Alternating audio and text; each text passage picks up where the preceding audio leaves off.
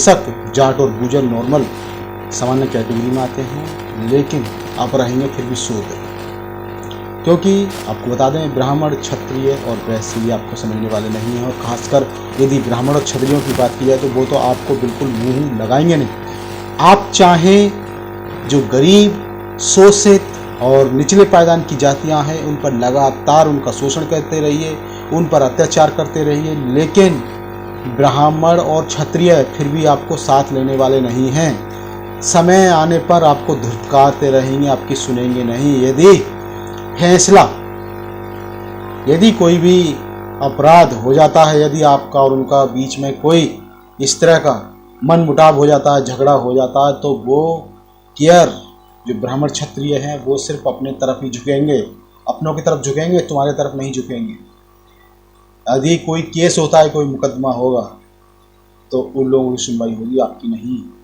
आपको ये बताते हैं, चाहे आप जाट हो, चाहे आप गुजर हो, चाहे आप पाल हो, चाहे आप यादव हो, चाहे आप कुर्मी हो, कोई भी कैटेगरी हो, आप बेशक तिलक लगाकर भी घूमते रहिए, कितना ही पूजा पाठ करिएगा, लेकिन फिर भी आप उनके कभी नहीं हो सकते।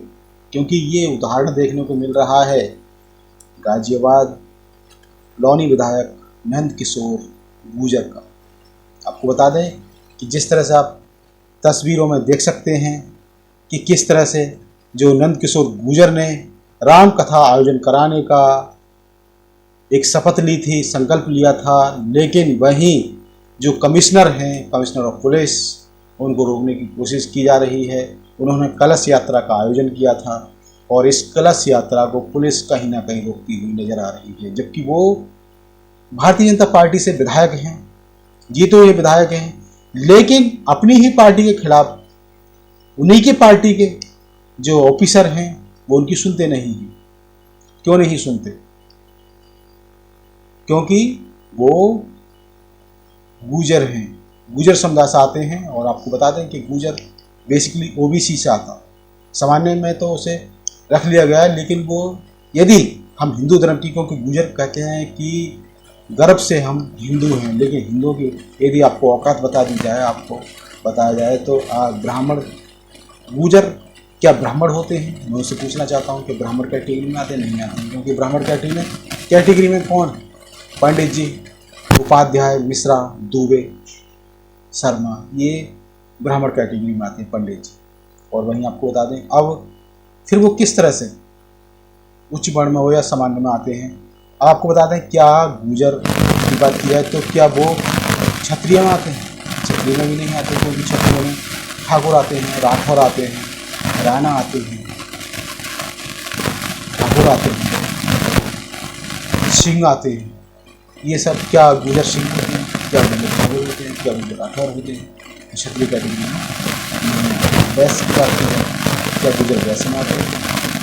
तो वैश्य में वही आते हैं, अग्रवाल आते हैं, गुप्ता आते हैं, बांसले आते हैं, भोयल आते हैं, ये सब वैश्य समाज से आते हैं। तो फिर गुजर कौन सी समाज में? अब तो एक ही पायदान बचा हुआ है और वो बचा हुआ है मात्र शूद्र। तो इसका मतलब गुजर भी शूद्र भी हुए। तो जितनी भी पिछड़ी जातियां हैं या अगड़ी जातियां हैं, आपको सम्मान मिलने वाला नहीं है। आपको सम्मान जरूर मिल सकता है जो कोई सच्चा संविधान दोषी हो, संविधान को मानने वाला हो, जो सभी का, क्योंकि संविधान कहता है कि जनता का कानून जनता के लिए, उसको डराने धमकाने के लिए नहीं होता। और वहीं आपको बता दें क्योंकि योगी की पुलिस है, आदित्य योगीनाथ अगर चाहते, अगर इनसे प्रेम होता, यदि इनको चाहते तो अपनी पुलिस के लिए बोलते, ये परमिशन भी मिलती पुलिस के द्वारा यात्रा निकालने की, लेकिन नहीं निकालने दी। और खुद ही नंद किशोर गुजर कह रहे थे कि हम यात्रा निकाल कर रहेंगे, चाहे हमें गोली अपने सीने पर लेनी पड़े। तो दोस्तों आज गोली सीने पर लेने की नौबत आ रही है, जबकि गुजर समाज तो गर्व से कहता है कि हम हिंदू हैं। फिर इस तरह के अड़ंगा क्यों? पुलिस परमिशन क्यों नहीं दे रही? जबकि जो नंद किशोर गुजर हैं वो भारतीय जनता पार्टी से विधायक हैं और विधायक होते हुए उन्हीं की पार्टी के ऑफिसर उन्हें इस तरह से रोक रहे हैं, कुछ भी काम करने से उनकी सुनते नहीं हैं। तो फिर कमी कहाँ आ रही है? तो मामला जातिवाद का। क्योंकि इस देश में जातिवादी व्यवस्था हावी है, ऊपर है, संविधान से भी ऊपर उठ चुके हैं। क्योंकि संविधान को निष्प्रभावी बना दिया गया है, सभी को हिंदू का रस पिला दिया गया, डूब चुके हैं हिंदुत्व का रस। तो जो भी पिछड़ी जातियां हैं, आप देख सकते हैं, एक बार वर्ण व्यवस्था को उठाकर देख लीजिएगा तो आपका जो हिंदुत्व का भूत है वो सबसे बढ़ जाएगा। जैसे कि उदाहरण के लिए देख चुके हैं पूजन।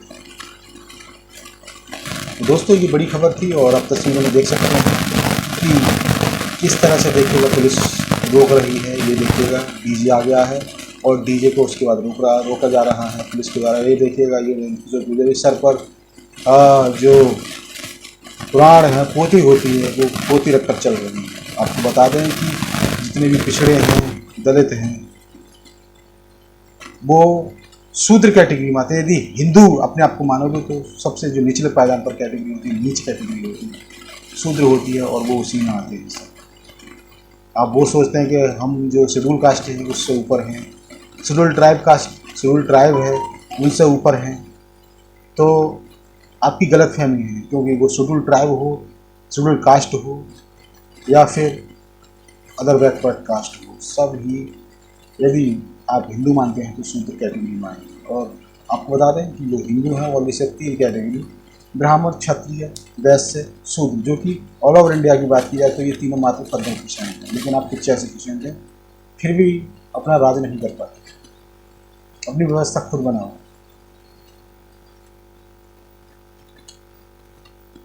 ये चीज़ समझिए। तो ये बड़ी खबर थी। कब तक गुलाम बन के रहोगे? दूसरों की गुलामी कब तक करते रहोगे?